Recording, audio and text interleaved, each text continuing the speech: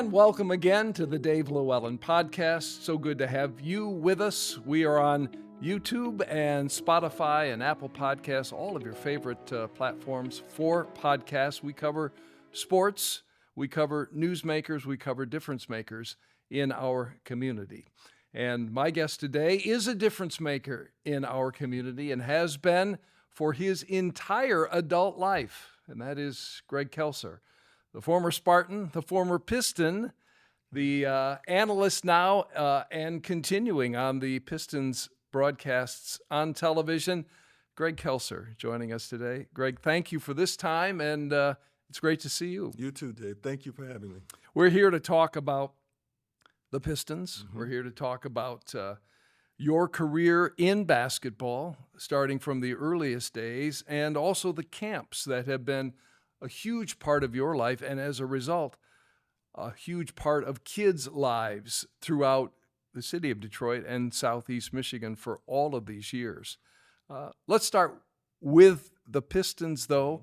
It is an important summer. It is another summer of change for this franchise that, frankly, on the court has struggled big time for a long time. Right.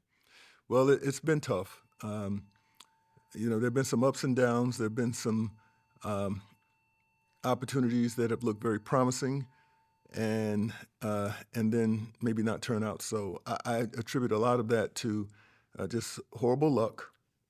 Starting with the draft. The Pistons have been in positions to get the first pick in the draft the last 3 or 4 years, and have only gotten it once. And the other 3 or 4 times they've gotten perhaps the worst scenario, having to pick 5. So that's bad luck. Injuries, and I know these all sound like excuses, but the facts are the facts. The injury bug has just really, really hit the Pistons hard for a number of years. On the bright side, there are some good players. I think Cade Cunningham is a monster, and I think he can be an all-star. If he stays healthy, I think he can be an all-star for a long time. The most important thing is to surround him with other solid players that will mesh and gel and hopefully eventually get this team back on the right track. I think that Jalen Duren is a terrific player, can be a star in the league. Reminds me a lot of Bam Adebayo of Miami. Their skills were similar. And Bam, when he first came into the league, he was a lot like Jalen. But Jalen's making strides, and I think he can be a better defender. I think he can be a better rim protector. I think his offense is getting better. I'd like to see him be able to face up and hit the mid-range. I'm not looking for him to be out there stretching the floor beyond the 3. Bam Adebayo doesn't stretch the floor from 3, but he's been in 2 or 3 All-Star games. He's been in the finals a couple of times. So there's promise there. I like Sar Thompson. I hope that he can be healthy. But you can win with a young man like that. Tough, aggressive, can play defense. His offense will improve. And there are a number of other players, Jaden Ivey. There are a lot of good pieces. It's just putting them together. And now Tran Langdon, the new president of basketball operations, it's his responsibility to try to make that happen as soon as possible. Yeah, for sure. Well, roster construction has been an issue. The injuries, as you mentioned, Troy Weaver, it didn't work. He quietly leaves town. Tran Langdon. Do you have a relationship with him? Do you know him personally at all before he came to town? I don't know Trajan. I know of his career. Yeah. I watched him play in college at Duke. I know he's from Alaska. I know he was a heck of a college player. I know he was a first-round draft pick in the NBA. I know he made tremendous strides in his career overseas. So he knows the game. He knows how to play. He knows what it takes. And then, of course, his record of success as an executive is noteworthy as well. Quite a nice job he's done turning the Pelicans around. So now you hope that he's been able to bring that here. Here's the thing. We were saying the same thing about Troy Weaver a few years ago. He came in with a record of success in terms of choosing players and developing teams and getting them on the right track. It still points to you got to have some good fortune. You really do. And without it, things can fall apart no matter what the intentions, how good the intentions are.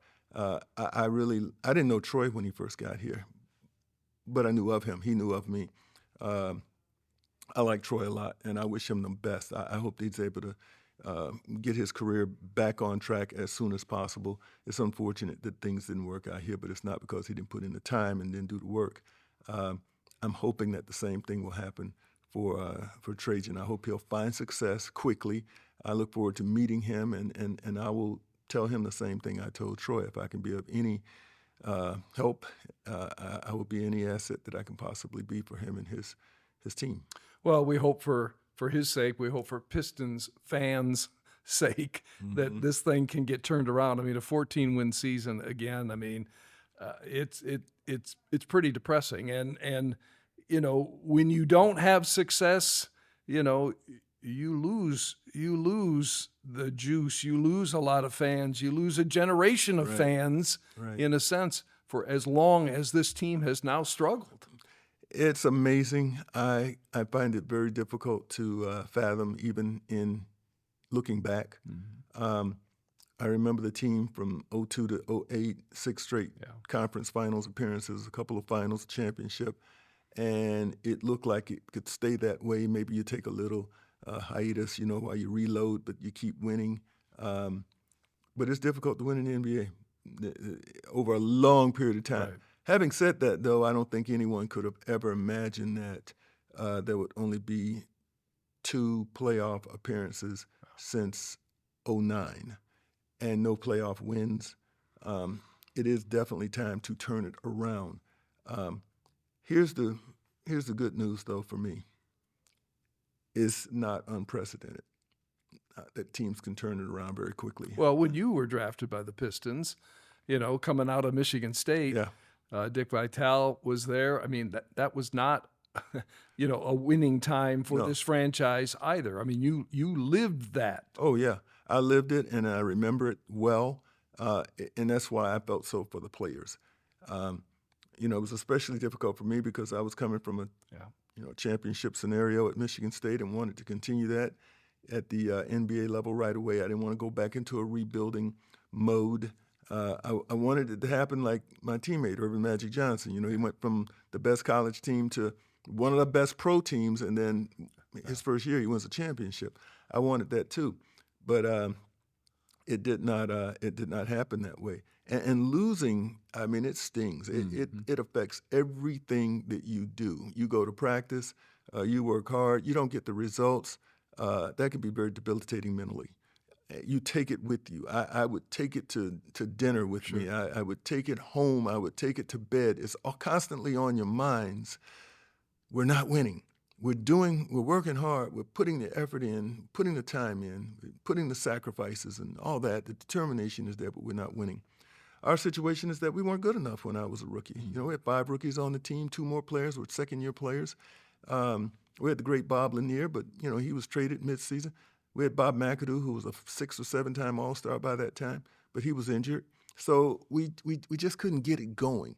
I remember trying to fight becoming disillusioned by it all because you're used to winning, you want to win. That's what losing can do to you. That's why you see, you know, coaches gray early, prematurely, lose hair, don't get sleep, health issues come. All of this is a byproduct sometimes of losing.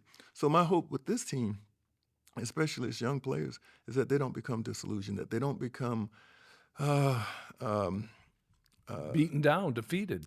Defeated. That's a good word. Because it can happen, and it can happen quickly.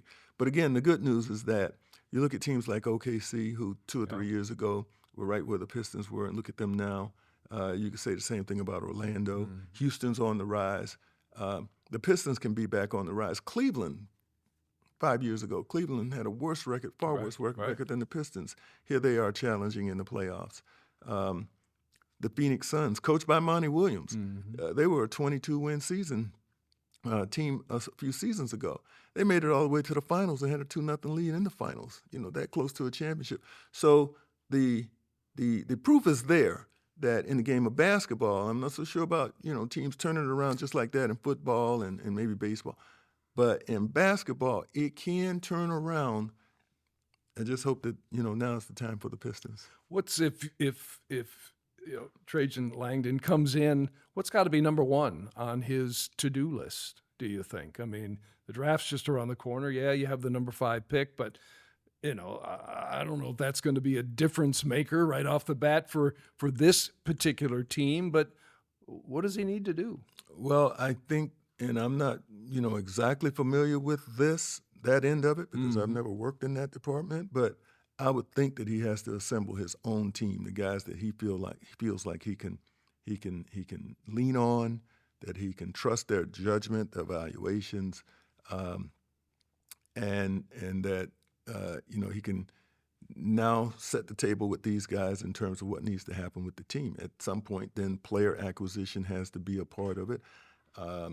Coaching staff. I mean, everything's in play here. Everything is in play. And probably should be. Yeah. He's got a lot on his plate. Yeah. There's no question about it. But it starts with him. He knows that, and then it goes from there. So I would imagine right now, as we're speaking, he's probably, building his team, setting his philosophy, and how he's going to go about the task of turning this team around. 14 wins last year was shocking. I was there for all 14. I was there for all 68 losses.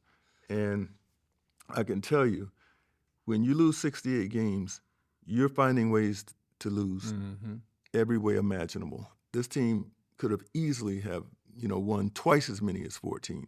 And we'd be having a different conversation, because that would show progress. Right. And we'd be probably far more optimistic about next season.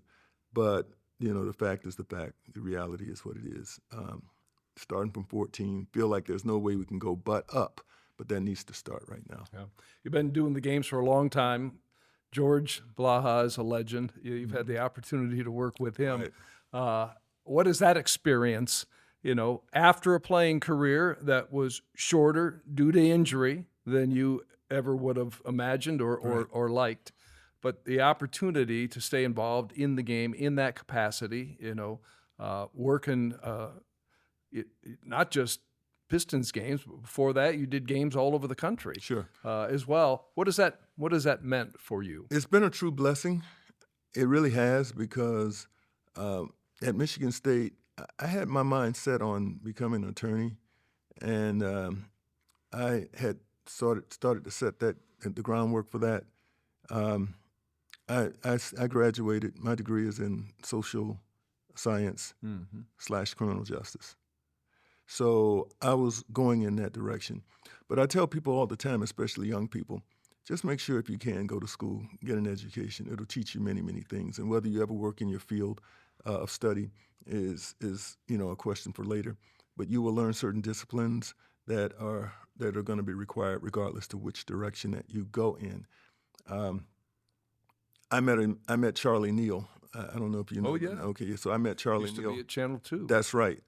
And I met him in 1979 in the midst of our NCAA tournament run at Michigan State, and he was in the audience. He was at a media session, and when I recognized him as being Charlie Neal from Detroit, I sought him out. I wanted to meet him, let him know that I watched him on television a lot, admired his work, and just from that quick interaction, we became friends, and he became a mentor. And I watched him, and I followed him, and I would go with him on his stories, and I developed an interest for the business.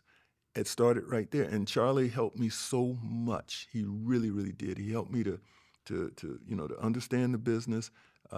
He helped me set a style, a confidence that I could do this. He spent a lot of time with me, so much so that I decided within, in the midst of my professional basketball career, that I wanted to be a broadcaster when it was over. So he helped me tremendously with that. And I was 21 when I met him. I met George Blaha when I was 18, because he was doing Michigan State football games. So, and he was friends with my head coach at the time, Gus Ganakis. And I remember when George became the voice of the Pistons in 1976, and I was looking at him on TV, and I'm like, oh, well, this is this guy I met not too long ago. So clearly he became that soundtrack for me, as he has for so many. And when I was drafted by the Pistons, there he is calling my games. And, of course, being from Detroit, once I stopped playing professionally, and now I began the task of trying to, begin the second career, and the Pistons became a part of that equation. There I am working with George back in, I think I did my first game with him during the 87-88 season. And I learned a lot from George as well. Yeah. I mean, he's his time in has been such that he proved to be a very valuable role model. Yeah. So I credit Charlie, Neil, and George Blaha with having a lot to do with now my almost 40 years as a broadcaster. Yeah, amazing. Yeah. All legendary status for sure. Greg Kelser, our guest on the Dave LewAllen Podcast, talking about his career on the court, off. And yeah, I mean, but you've done public speaking as well. I mean, you were the commencement speaker at my son's graduation from Oakland University, I think 2012 or 14. Yeah. And I mean, you've been across the country speaking to groups and motivational speeches and everything, and all well received, I'm sure. I love speaking. I love getting up in front of an audience and being challenged to strike a chord with them. Mm-hmm. And I do that with storytelling. I do that with talking about my experiences and hopefully letting them inside a little bit so that they could see that there's not that much difference between them and myself and what our goals are and the things that we're trying to achieve. And hopefully when it's over, there's something that has been exchanged, there's something that has been experienced that will provide a bit of a jolt for the audience so that they can go out. You never know what you might hear, what you might see during the course of any interaction that could be life-changing, in terms of your mindset. Sure. Because so much of this is how you think, how you feel. And I know I've experienced it. I've heard things in the middle of the night that, caused me to kind of sit up in bed and say, and then I can't wait for the day to come so that I can see how I can implement this sort of thing. So that's what I try to do with my public speaking. It's something that I enjoy immensely. So we're all about the stories. So you were recruited by Gus Ganakis at Michigan State. My man. Yeah. My guy. He was, Gus was terrific. I had a chance to do some things with him. In fact, some MSU football games on the radio for a couple of years as well. It was great fun.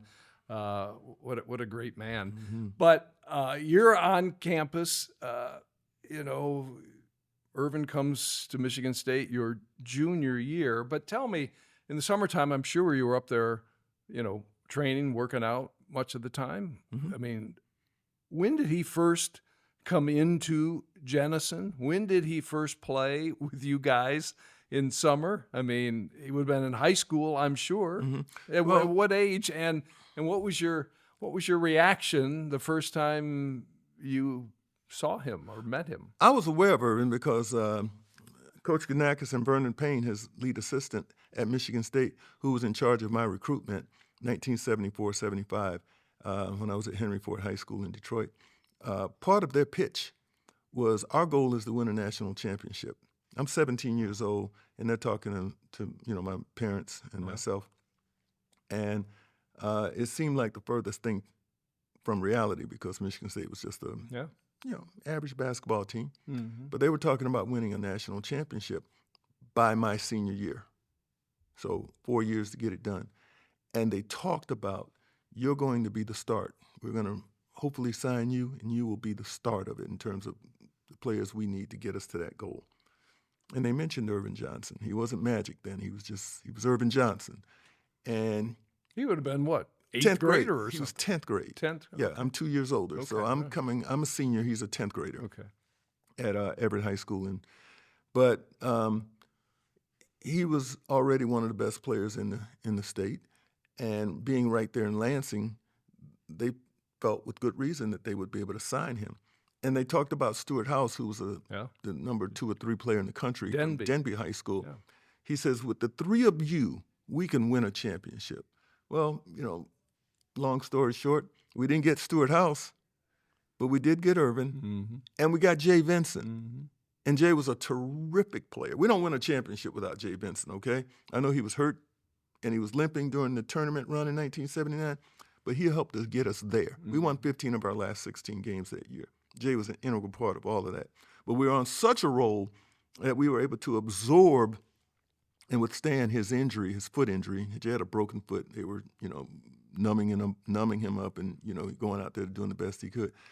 but Jay was tremendous. So to get him, even though we didn't get Stewart, was a huge plus. So I was aware of Irvin. Now it was just, a matter of him signing because everybody in the country wanted him. Yeah. And it would have been easy for him to go someplace else because Michigan State was still trying to find its way. And, we were still average. But when Irvin and Jay came and Berkovich and a few others and joined the group that was there, we became a championship contender immediately and almost won it in Irvin's first year, my junior year. But to answer your question, when did I first see him play, when did I first play with him? When his high school career ended, he was now coming over to Jennison Fieldhouse on the campus and playing games with us. And immediately, we knew he could play. We knew his basketball knowledge and acumen was high, off the charts. Right.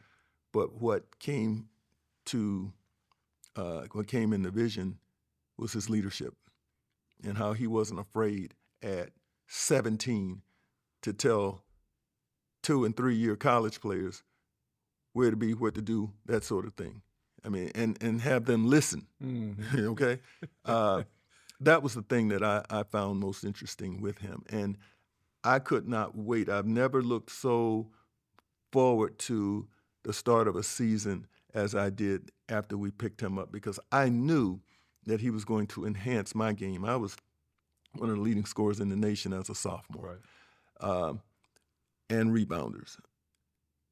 But not a lot of people were aware of it because you don't win. Right. You got to, if you're a 500 team, you're not going to make a whole lot of noise. Right. But do that on a team that's winning, and now everybody knows who you are. So what Irvin brought to us was eyes, curiosity, cameras, television stations, and games on national TV. He brought that. So now we're all known, and we're known because we're winning. Yeah.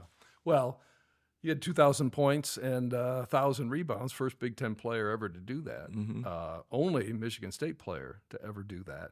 The list is not that long. No, it's sense of players who have managed to do that. And I'm the shortest. Okay. I did it from a forward spot. The other guys were centers. Yeah. But the duo, Magic and Kelser, Special K. I mean, it was perfect. It was perfect. It was. First of all, I was a guy, and I had a little experience playing with a really good guard in high school. I always like to mention Charlie Harmon. He was my point guard in high school. He had really good passing skills. He would see the floor. He'd have the ball right there on you, so you always had to be really alert. So when Irvin came, it was not foreign to me to be able to adjust to his style of play and the passing and all of that. So that's why I was so excited because I knew that he was going to help make me even more of a top player, a solid player, because of his skill at getting the ball there at the right time. The alley-oops that became such a big part of it, how much of that were play calls? How much of it was just the two of you improvising? In other words, Irvin's this fantastic passer of the basketball, and you've got this ability to get up and dunk. And I mean, how did that work? Dave, basketball is a game of improvisation. Yeah. It really is. You have plays that you run, and sometimes you're able to run that play all the way and have it end up in a basket. But many, many times, probably more than 50% of the time, maybe 75% of the time, that play is just to get you in something, just to get you started. Then the improvisation, the unscripted comes into play, and then it becomes reactionary. So, and Irvin is perfect for that. Chris Paul, who many feel is one of the top point guards in the NBA over the last 10, 15 years, really good at that. Just scoping things, seeing what's there, what player movement is, who's going to emerge open, and have the ball right there for them at that time. So the lobs that we used to run, the alley-oops we used to run, many of them came after the play call had exhausted, and now you're in sort of free play. You're in that freelance part of the offense, and now you work off instinct. And I was very good at cutting one direction and then back cutting or change of direction, those type of things. And Irvin read it so beautifully, and the ball would be there. It's like a quarterback that plays with a wide receiver for a number of years. You're almost like thinking on one accord, and one knows what the other's going to do. One knows what the other needs, and we were that. Was it a look sometimes, or was it just you did your thing and he knew, what you were going to do, and so here comes the ball? It was all of that. Yeah. It was all of that. It was a look. It was a reaction. If a guy's overplaying, he didn't try and pass it while the guy's maybe ready to step into the passing lane and intercept. But he would allow that guy to get all the way up, and now I read it and back cut, and it was instinctive. Yeah. And again, like I said, the longer you play with somebody, I remember watching Joe Dumars and Isaiah Thomas, the Pistons' famous backcourt in the 80s and early part of the 90s. And I marvel sometimes, and I even played with them. I'm in the off season. I was, still had some basketball left, so I would go over and play with them, and I was amazed at the chemistry. It's one thing to see it from the broadcast table. It's another thing to be out there on the floor and experience it. And it all came because they were familiar. They had done it so many times. The repetition, they did it without even thinking about it. And that's difficult to guard when you're trying to stop that, when you're trying to defend that. Yeah. And that's what made them, one of the greatest backcourts in the history of the game. Yeah. Boy, they are. For all time, yeah, one of the greatest. All right, we need to talk about your camps, because in addition to your life in the game, part of that life has been giving back and helping the next generations of basketball players, and you've done it for 45 years. Yes. Camps that started when you were at Michigan State, right, and that you've continued, throughout your life to this day, and you've got camps again coming up in July. Tell us about it. It's for kids, 10 to 17? Our camps run ages 7 to 17. 7 to 17. Yeah, we have a specialty camp that we do that's in Detroit for ages 10 to 15. But it's from boys and girls 7 to 17. And, it all started for me. I worked the camps at Michigan State when I was 18 years old, 19. And then one year I worked the Dick Vitale Bob Lanier basketball camp at West Bloomfield High School. I think it was in the summer of 1977. While working that camp, I thought to myself, I can do this. I can do this. So the next year, 1978, between my junior and sophomore years at junior and senior year at Michigan State, that summer, I had my own basketball camp, ran it at the West Bloomfield Jewish Community Center, and we've not looked back. The camp has been fantastic. And because I did my first camp when I was 20 years old, I say this all the time because it's still befuddling when it happens. But I'm 20 years old. The oldest kids in that camp are 15. So I'm 5 years older. Okay? So I'm in my middle 60s now. So it's not unusual for a 60-year-old man or woman to come to me and say, hey, I used to go to your basketball camps. Can you believe that? Yeah. And, we laugh and chuckle. And they all seem to have some memory of what they learned, be it basketball-wise or just something that we said that has helped them in their lives. And your camps, it's about basketball fundamentals, but it's much more than that, right? It's sportsmanship and more. I think, basketball, so many of its components are metaphors for life. And sports have a way of being that anyway. It teaches cooperation, teamwork, accountability. You hope to, you put the work in, you put the time in, and then you go and you do it, and the outcome is what it is, but you don't make, you try not to make excuses. If it doesn't go the way you want, you get up and try again. That's life. So at some point, we decided to incorporate, some classroom work in there because I know that, I'm here sitting with you and I'm working on television and all these other things because of my education. The basketball certainly helped open some doors. Sure. A lot of doors. But once in, you got to have something to stay in. And that's where the education part comes in. So when we have the kids, we do spend a decent amount of time each day just reemphasizing to them how important it is that while they're pursuing their athletic dreams, that it's also very important, imperative that they put that same energy into their schoolwork and being the very best students, because at the end of the day, the sport's only going to take you so far. I'm living proof of that, right? I can't play basketball for a living anymore. And you couldn't play as long as you would have hoped to play, thus the importance of education and life skills to fall back on. I credit my parents for that because they always kept me balanced. I couldn't play basketball. You know, a C grade, a 2-point average would keep you eligible by the school standards, but not in my house.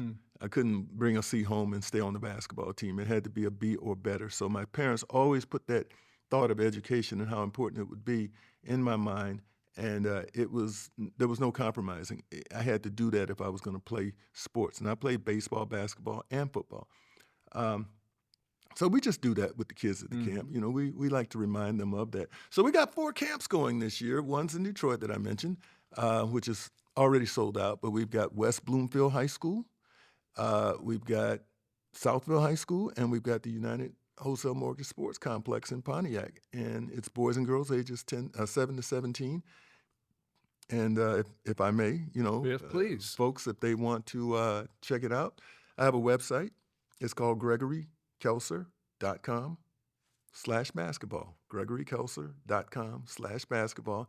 There's a number there if you have questions, but we're looking to have another great season of basketball and education, we like to call it, basketball and education experience with the boys and girls that will join us this coming season. So middle of July, the camps? Yeah, the camps are in July. We've got 4 camps going in 2 weeks. We've got, and they start July 15th that week, and the next week, July 22nd. And here's the unique thing about it. I'm at all of them. I'm there every day. I'm at one or the other every day. So I'm bouncing around, you know. Sure. But I want to have a presence. I want to have a feel. I want to get the Got your name on it. And you my need name's to be on there. Yeah, my name is on there. All too often, the name that's up there isn't Right. the name that's in there. I'm going to be in there. Yeah. Well, we wish you the best of luck with that. Again, GregoryKelser.com/basketball. All the information on the camp, the sign up is there. We wish you the best of luck with that. And over the years, I mean, hundreds and hundreds of kids would have experienced your camps and been touched by you and the other camp counselors in positive ways beyond the basketball fundamentals. I mean, that's got to be very gratifying. It is gratifying. It truly is. And the relationships that come as a result. I mean, we find ourselves going to high school graduations, you know, because you establish, you know, you build relationships with some of these kids. And, you know, their parents are so thankful. You know, we often have parents come and say, well, is this all summer? And no, it's not all summer, but, you know, we appreciate it. And I think I would be remiss if I didn't say that, you know, one of the huge participants in our basketball camp for many, many years was Earl Curitan. You know, Earl sadly passed away back in February. Yeah. Earl was there from day one, and the kids loved him. And you want to talk about a guy that was totally dedicated, not just to the camps, but to his community. Right. Earl was Detroit through and through. Yeah. And when we lost him, we lost a valuable pillar in the community. You know, to see him at the camps, talking to those kids, working with them and putting the time in and being so dedicated. We're going to miss that. This will be our first summer without Earl, but we're going to dedicate this summer to Earl. Yeah, good man. Gone too soon, for sure.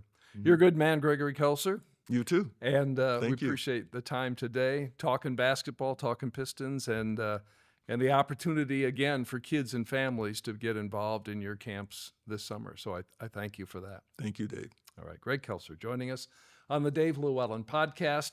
Again, we cover sports, we cover newsmakers, we cover difference makers. Greg Kelser has been a difference maker, remains so in our community for decades. Decades.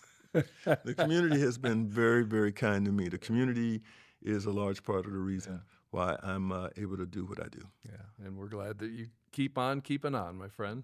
Next time, we hope you'll return for more interesting conversations. Thanks to our producer, director, Josh Bowen, and to you for listening. In the meantime, stay safe, be kind.